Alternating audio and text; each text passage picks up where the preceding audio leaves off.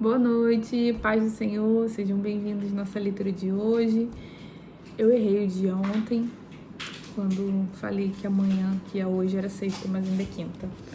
Abstraiam, mas vamos continuar nossa leitura de 1 Samuel no capítulo 6.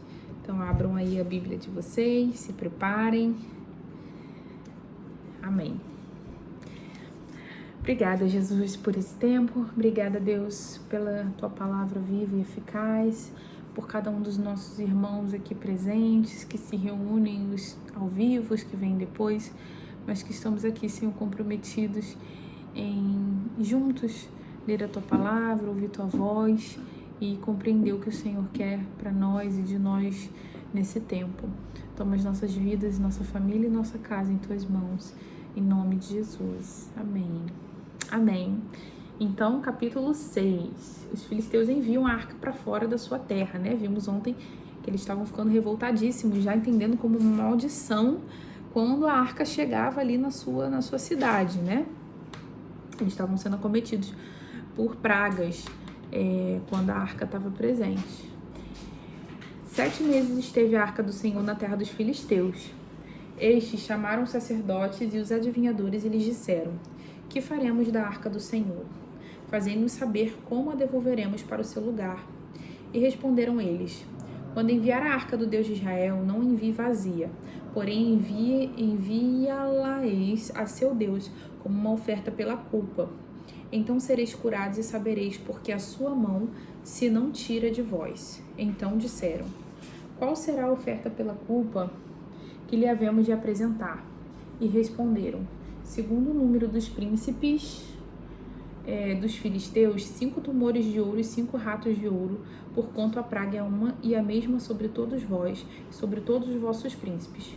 Fazei umas imitações dos vossos tumores e dos vossos ratos que andam destruindo a terra, e dai glória ao Deus de Israel, porventura aliviará a sua mão de cima de vós e do vosso Deus e da vossa terra. Os costumes estranhos, né? Eles vão oferecer a representação das pragas que eles estavam sofrendo de oferta para o Senhor, né? Versículo 6. Por que, pois, endurecereis o coração, como os egípcios e Faraó endureceram o coração? Porventura, depois de os haverem tratado tão mal, não os deixaram ir e eles não se foram? Agora, pois, fazei um carro novo, tomai 2 vacas com crias, sobre as quais não se pôs ainda jugo, e atai-as ao carro. Seus bezerros levá-los-eis para casa. Então tomai a arca do Senhor e ponde-a sobre o carro, e metei num cofre ao seu lado as figuras de ouro que lhes haveis de entregar como oferta pela culpa, e deixai-as ir. Reparai se subir pelo caminho rumo do seu território a Bet-Semes. Foi ele quem nos fez este grande mal. E se não saberemos que não foi a sua mão que nos feriu, foi casual o que nos sucedeu.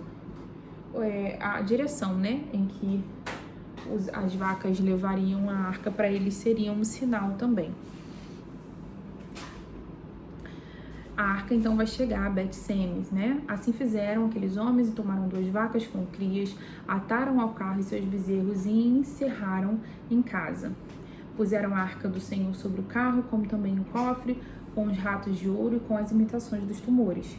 As vacas se encaminharam diretamente para Bet-Semes e, andando e berrando, seguiam sempre por esse mesmo caminho, sem se desviar nem para a direita nem para a esquerda. Os príncipes dos filisteus foram atrás delas até o território de Bet-Semes. Filha, toma. Andavam os de Bet-Semes fazendo a cega do trigo no vale, e levantando os olhos viram a arca e vendo-a se alegraram. O carro veio ao campo de Josué, o Bet-Semita, e parou ali, onde havia uma grande pedra. Fenderam a madeira do carro e ofereceram as vacas ao Senhor em holocausto. Os levitas desceram a arca do Senhor, como também o cofre que estava junto a ela, em que estavam as obras de ouro, e os puseram sobre a grande pedra. No mesmo dia, os homens de Bet-Semes ofereceram holocaustos e imolaram sacrifícios ao Senhor. Viram aquilo os 5 príncipes dos filisteus e voltaram para Ecrom no mesmo dia. São estes, pois, os tumores de ouro que enviaram os filisteus ao Senhor, como oferta pela culpa. Por Asdod um, por Gaza outro, por Asquelon outro, por Gade outro, por Ecrom outro. Um para cada cidade, cada príncipe de cada cidade, né? Filisteia. Como também os ratos de ouro, segundo o número de todas as cidades dos filisteus pertencentes aos 5 príncipes, desde as cidades fortes até as aldeias campestres. A grande pedra sobre a qual puseram a arca do Senhor, está até o dia de hoje no campo de Josué, o Bet-Semita. Então, Bet-Semes é um território israelita ali, né? Fronteira com algum território filisteu. Por isso que eles mandam as vacas irem com a arca para essa localidade. Gente, eu tô ficando sem fôlego. A arca chega a Kiriat-Jearim. Feriu o Senhor os homens de Bet-Semes porque olharam para dentro da arca do Senhor. Sim, feriu deles 70 homens. Então o povo chorou por quanto o Senhor fizera tão grande morticínio dentre eles. Então disseram os homens de Bet-Semes: quem poderia estar perante o Senhor, este Deus santo, e para quem subirá desde nós? Enviaram, pois, mensageiros aos habitantes de Kiriat-Jearim, dizendo: os filisteus devolveram a arca do Senhor. Descei, pois, e fazei-a subir para vós outros. Capítulo 7. Então vieram os homens de Kiriat-Jearim e levaram a arca do Senhor à casa de Abinadab, no outeiro, e consagraram Eleazar, seu filho, para lhe guardar a arca do Senhor.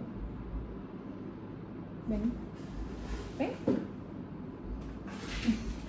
A Lola, gente, como sempre. Ela quer que eu fique puxando a cordinha dela. Bem. A exortação de Samuel ao arrependimento. Sucedeu que desde aquele dia a arca ficou em Kiriat-Jearim, e tantos dias se passaram que chegaram a 20 anos. Toda a casa de Israel dirigia lamentações ao Senhor. Falou Samuel a toda a casa de Israel, dizendo: se é de todo o vosso coração que voltam ao Senhor, tirai dentre vós os deuses estranhos e os astarotes, e preparai o coração ao Senhor, e servi a ele só, e ele vos livrará das mãos dos filisteus. Então, durante esse tempo, eles meio que estavam subjugados, né? Mas também em idolatria, né? Com deuses estranhos. Então, os filhos de Israel tiraram dentre si os Baalins e os Astarotes e serviram só ao Senhor. E disse mais Samuel: congregai todo Israel em Mispa e orarei por vós ao Senhor. Congregaram-se em Mispa, tiraram água e a derramaram perante o Senhor. Jejuaram aquele dia e ali disseram: pecamos contra o Senhor. E Samuel julgou os filhos de Israel em Mispa. Quando, pois, os filisteus ouviram que os filhos de Israel estavam congregados em Mispa, subiram os príncipes dos filisteus contra Israel, o que, ouvindo os filhos de Israel, tiveram medo dos filisteus. Então disseram os filhos de Israel a Samuel: não cesse de clamar ao Senhor, nosso Deus, por nós, para que nos livre da mão dos filisteus. Tomou, pois, Samuel um cordeiro que ainda mamava e o sacrificou em holocausto. Vem, filha. Vem. E o sacrificou em holocausto. Me perdi, gente. Em holocausto ao Senhor. Clamou Samuel ao Senhor por Israel, e o Senhor lhe respondeu. Enquanto Samuel oferecia o holocausto, os filisteus chegaram à peleja contra Israel, mas trovejou o Senhor aquele dia com grande estampido sobre os filisteus e os aterrou de tal modo que foram derrotados diante dos filhos de Israel. Saindo de Mispa, os homens de Israel perseguiram os filisteus e os derrotaram até abaixo de Bet-Car. Tomou então Samuel uma pedra e a pôs entre Mispa e Sem, e lhe chamou Ebenezer, e disse: até aqui nos ajudou o Senhor. Bem conhecida, né? Essa frase, essa fala. Assim os filisteus foram abatidos e nunca mais vieram ao território de Israel, porquanto foi a mão do Senhor contra eles todos os dias de Samuel. As cidades que os filisteus haviam tomado a Israel foram-lhe restituídas, desde Ecrom até Gate, e até os territórios delas arrebatou Israel das mãos dos filisteus.